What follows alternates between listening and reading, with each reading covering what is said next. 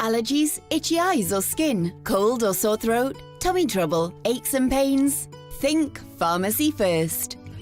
Your local pharmacy is your expert NHS health team treating a wide range of common illnesses and health concerns with no need to visit your GP. Remember, always keep a well-stocked medicine cabinet and order repeat prescriptions in plenty of time. Find your local pharmacy at nhs.uk/find-a-pharmacy. NHS, here to help.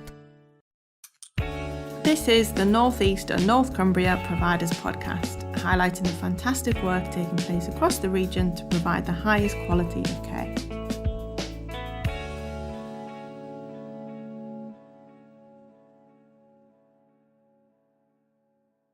Hello and welcome to the latest episode of the Providers Podcast. I'm your host, Harry Newhouse, Communications Officer for the North East and North Cumbria Provider Collaborative. Today we're talking about the region's Staff Mental Health and Wellbeing Hub, which is a free and confidential service supporting anyone working in health and care who may be struggling with stress, low mood or emotional pressures.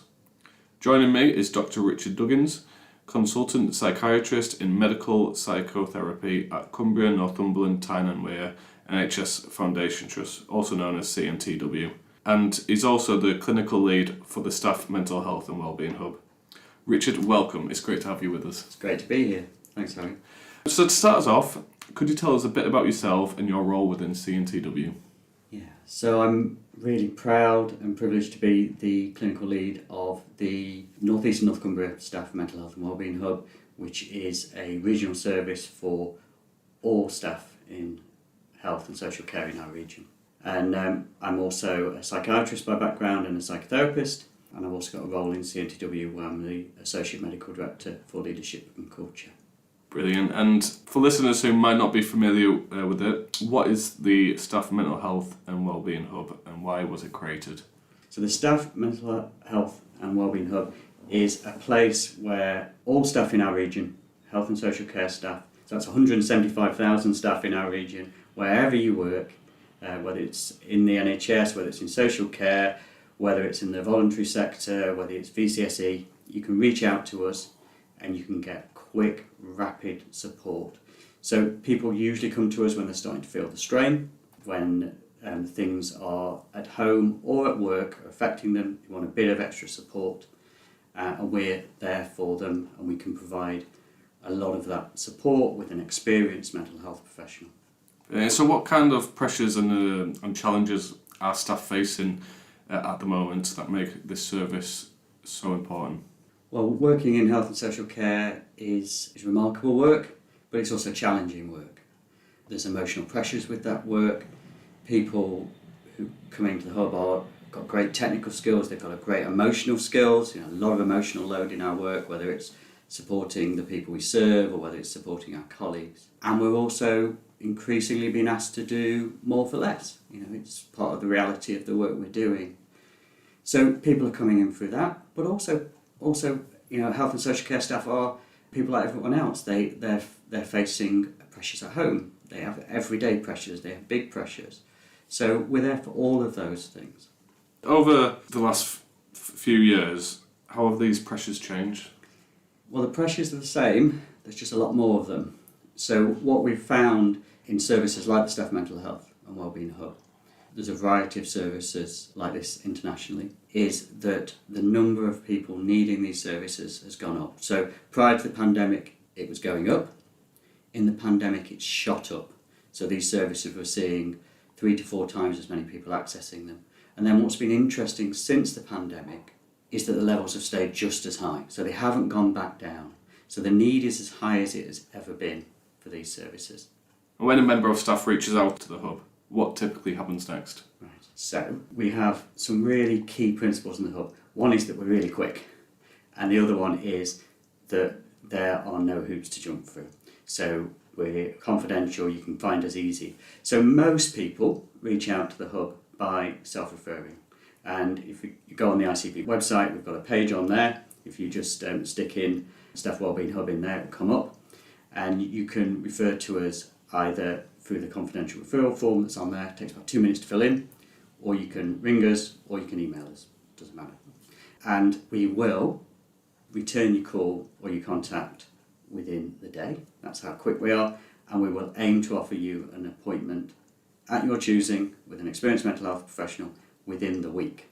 And then what happens when you come to that appointment, usually done over video, because that's what most people prefer, but it can also be done over the telephone, or it can be done face to face if you wish. Then what we do at that appointment is we listen, really. So we have a good length of space for somebody to talk about what's going on for them, what might have brought them in to seek help, and to listen and to understand, and then, most importantly in that first appointment, to form some sort of plan.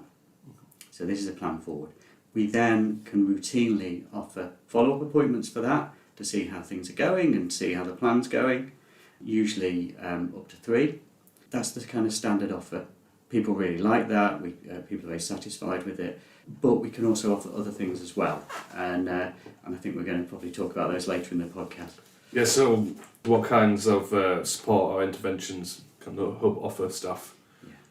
So the key intervention is that rapid initial conversation, making a plan and following up on that with people.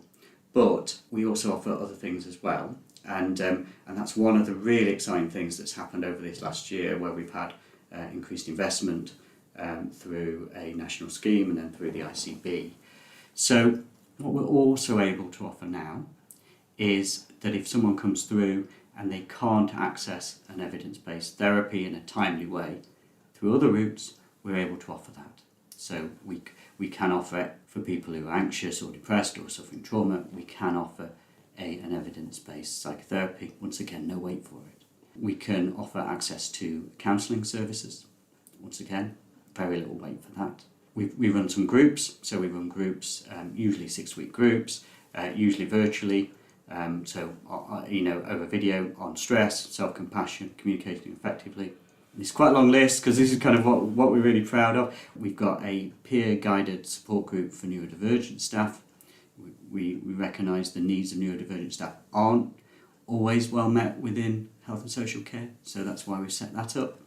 We've got a specialist addiction psychiatrist who works with us for people who want to address alcohol or substance use problems. We've got a menopause clinic run by a nurse consultant who can advise people on issues related to the menopause.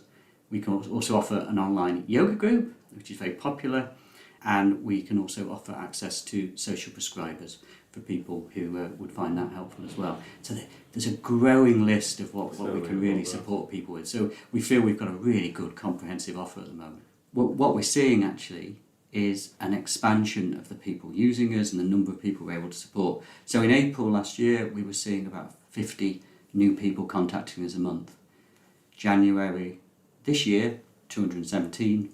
We're not at the end of February this year yet, we're already seeing over 200. So people are really coming forward, reaching out for that support, and we're delivering it for them. Do you see that change during the winter pressures?